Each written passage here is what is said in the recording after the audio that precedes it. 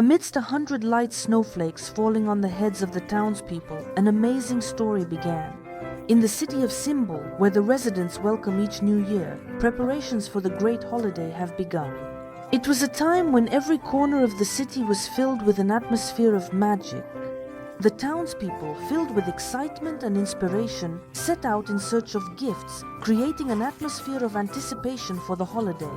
The houses were filled with the aromas of delicious treats, while the streets took on a festive appearance with bright decorations and garlands. The whole city became a truly magical place, where everyone felt like an absolutely active participant in something amazing.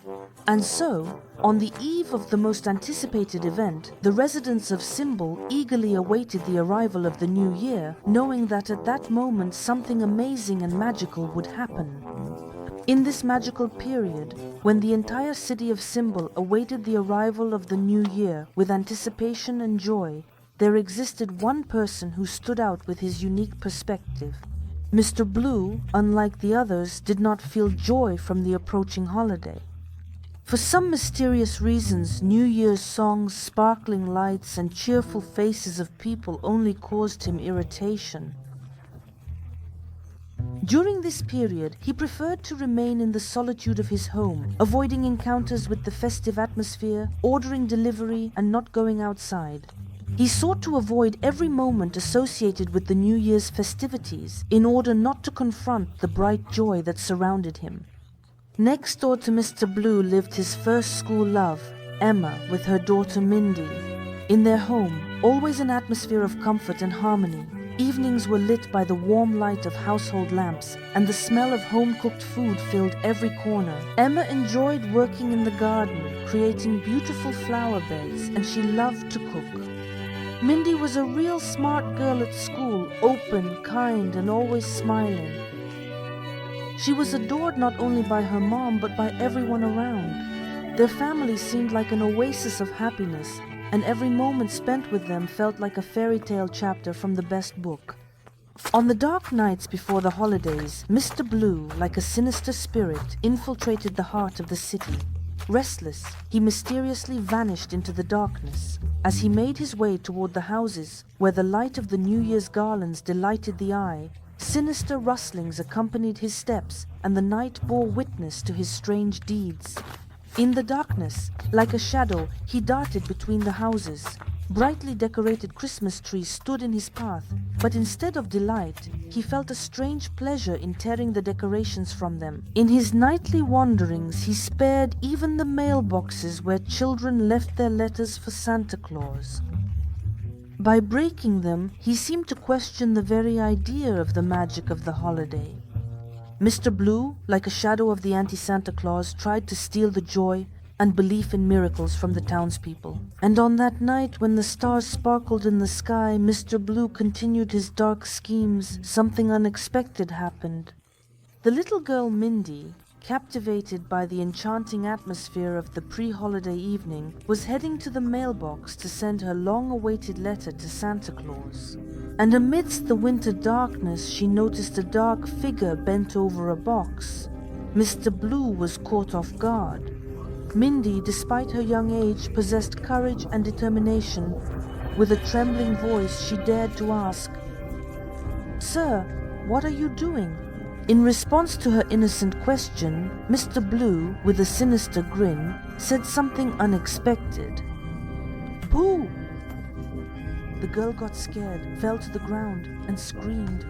Mr. Blue was already ready to run away, but when he turned around, he saw that Mindy was stuck in a snowdrift. His feelings wavered between insensitivity and pity. Step by step, he continued to walk away, and already on the threshold of his house, he decided to return to the girl and pull her out of the snowdrift. "Thank you for saving me, Mr. Blue," Mindy said to him gratefully. But Mr. Blue's response was as cold as ice. "I didn't save you!" And he kicked the mailbox and disappeared into the darkness of the night, leaving the girl with extremely conflicting feelings. When Mindy returned home, her mom asked her why she had been outside for so long. Taking her time, the daughter began to tell about the amazing meeting with Mr. Blue. However, as soon as her mom heard Mr. Blue's name, her expression changed. A tension flickered in her eyes and the tone of her voice shifted. She became more strict. She insisted that the girl should beware of this man. Despite the stern warning, Mindy claimed that Mr. Blue turned out to be kind and pulled her out of the snowdrift. Mom looked at her daughter in response. A mystery was reflected in her eyes, but the answer remained unknown. Lost in her thoughts, Mindy returned to her room. Under the soft light of the night lamp, she reflected on her meeting with Mr. Blue. Her small, delicate face reflected both astonishment and utter confusion. Her thoughts were constantly revolving around how Mr. Blue, surprisingly, turned out to be not nearly as bad as the locals had always said. After all, if he were a real villain, he wouldn't have saved me, the girl thought to herself, trying to understand what lay behind the mysterious persona of the man she had met on that winter night. However, upon returning home, Mr. Blue, settled by the fireplace, suddenly felt that he was surrounded by deep silence. He checked his phone in hopes of hearing at least one call or seeing a message. But the phone was silent, just like the entire house around it. The loneliness became so unbearable that Mr. Blue began talking to himself, as if his words were bouncing off the walls and filling the emptiness of his home. He began to binge eat, as it was the only way to distract himself a little from the dreary silence. Food became for him not just a way to fill his stomach, but also a temporary refuge from his loneliness.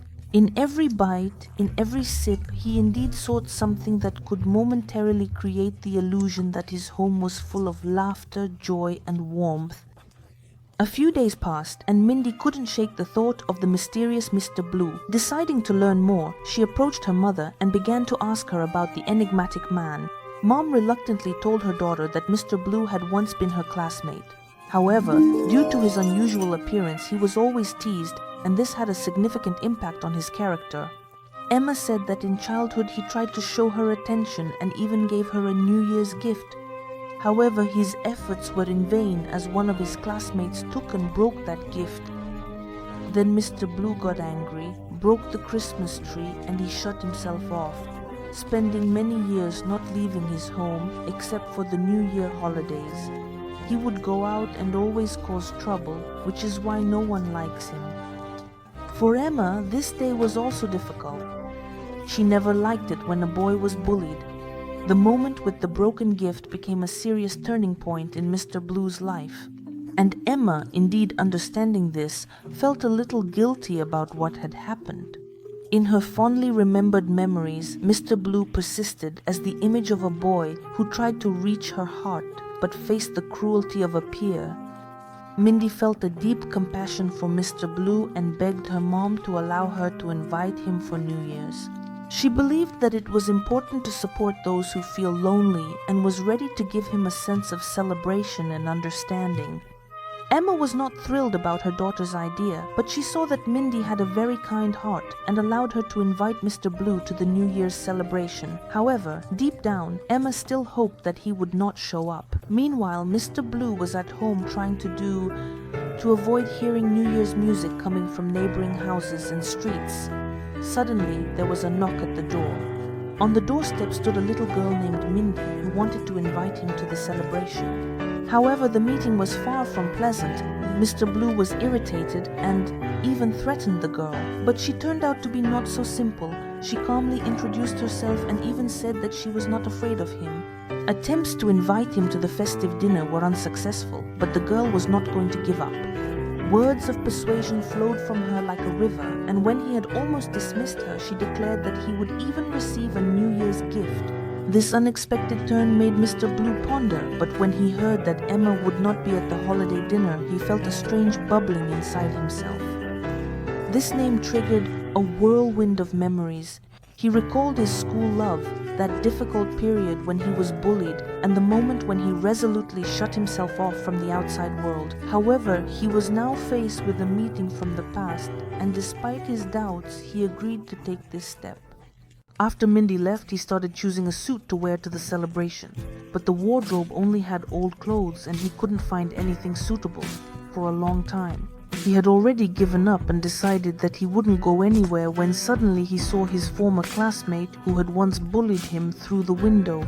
Old memories flooded back to him and Mr. Blue took the outfit from him, but when he changed, he began to doubt whether he should even go to the New Year's dinner.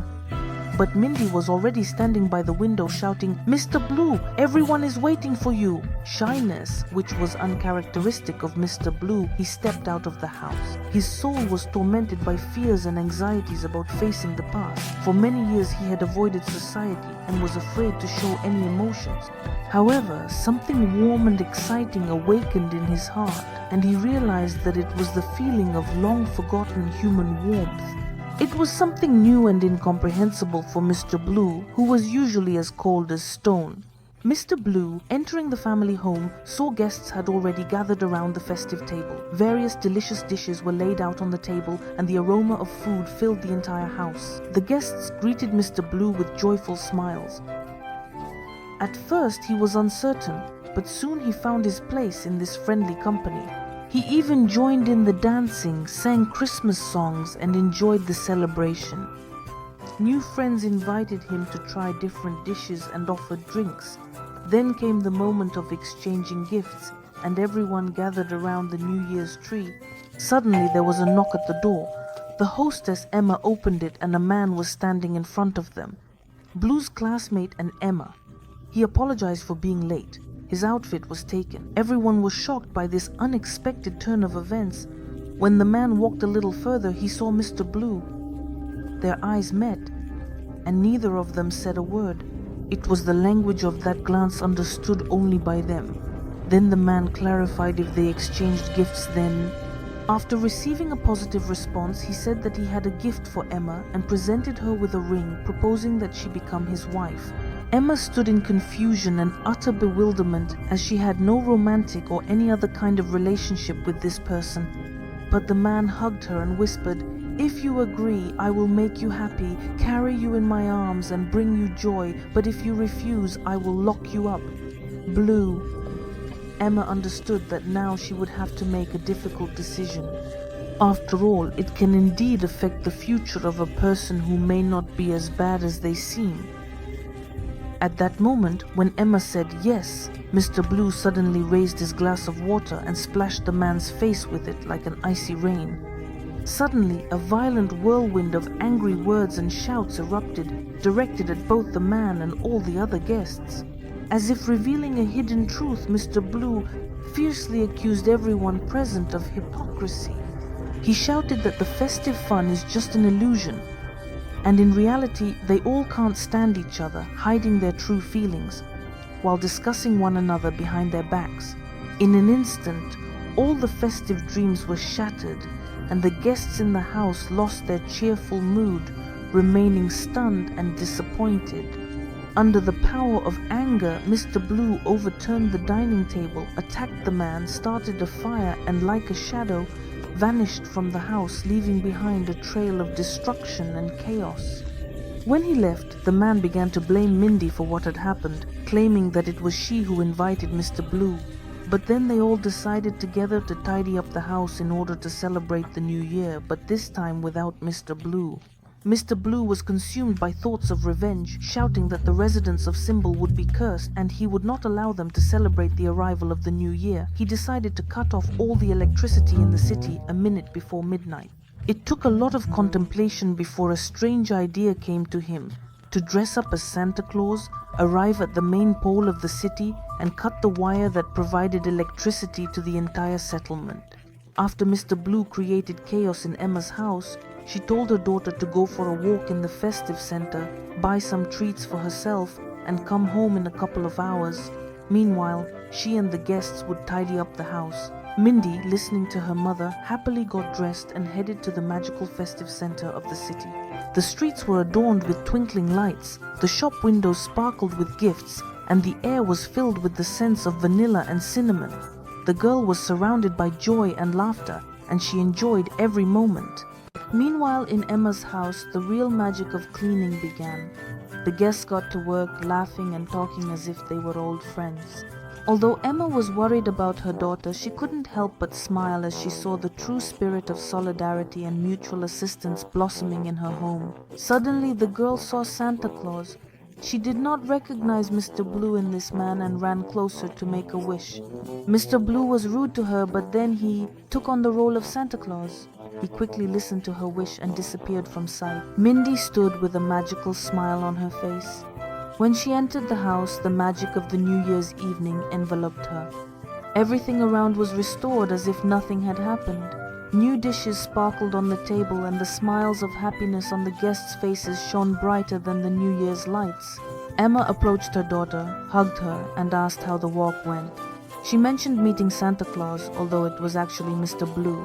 But at that moment, only one thing mattered: family happiness and the joy of the New Year's evening. Under the shimmering light of the New Year's decorations that evening, people continued to share the warmth of their hearts, exchanging gifts, for the moment of the holiday still lingered in the air.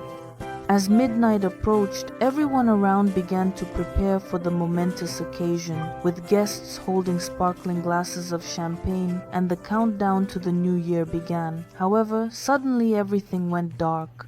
Darkness enveloped their home, and silence entered its kingdom. Midnight arrived, but instead of the joyful noise of celebration, the guests remained frozen in silence, as if waiting for a miracle. And in that magical moment, Mindy spoke, filling the space with words of warmth and understanding. "Happy New Year, dear and close people. The most important thing is that we are all here together, not in garlands and gifts." Her words became a source of inspiration for everyone present. The people quickly agreed with Mindy, raised their glasses of champagne, and toasted to friendship and support. They lit candles and began to sing New Year's songs, filling the air with joy and warmth. And then, in that moment, they realized that the true magic of the holiday is indeed truly to be together, certainly to feel joy and to share kindness. Mr. Blue returned home and, looking out the window of the neighboring house, saw a pale light from the candles and heard people singing New Year's songs. At that moment, something changed in his heart. He felt a kind of pressing sensation that he could not understand. It seemed he could feel the happiness of those people who were not alone, and for them it was not the new year itself that mattered, but because they had each other. And perhaps even a tear slipped down his cheek, which was something incredible for Mr. Blue. For the first time he felt that he wanted to be among such close-knit people. Suddenly, the doorbell rang. Mr. Blue, opening the door, found Mindy standing in front of him. Surprised, he asked why she had come. The girl replied that no one should be alone on New Year's Eve. Mr. Blue seemed to melt upon hearing these words and told the girl that he would like to apologize to everyone, to which Mindy was very happy. Then he mentioned that he had unfinished business that he wanted to complete and promised to join them later.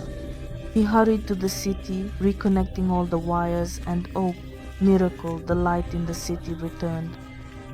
Then Mr. Blue rushed to Emma's house.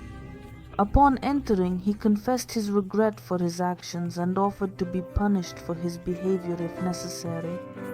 But suddenly, Emma returned the ring to the man, saying that her heart had long belonged to another, hinting at Mr. Blue.